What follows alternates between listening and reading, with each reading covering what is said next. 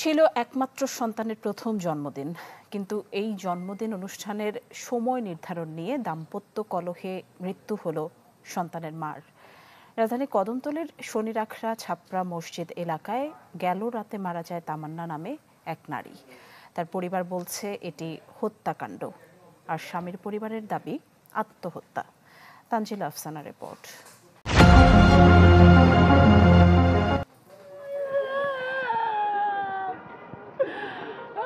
রাজধানীর কদমতলীর শনিরাখড়ায় জন্মদিনের আনন্দ রূপ নিল বিষাদে।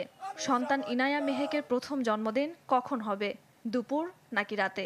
এ নিয়ে স্বামী স্ত্রীর ঝগড়া এক পর্যায়ে হাতাহাতিতে রূপ নেয়। এতে মেহেকের মা ১৯ বছরের তামান্না ইসলাম প্রাণ হারান। বৃহস্পতিবার রাতে গুরুতর আহত তামান্নাকে হাসপাতালে নেওয়া হলে চিকিৎসক মৃত ঘোষণা করেন।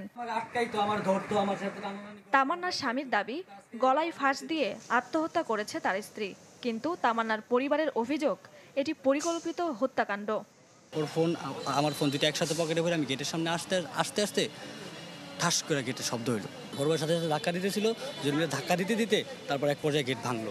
ভাঙার সাথে সাথে দেখি পাটা মাটি থেকে 2 থেকে 3 আঙ্গুল উপরে একদম, আর এখানে খাটটা ঘেঁষে আছে, আর কালো কালার ওড়না পেঁচানো একদম।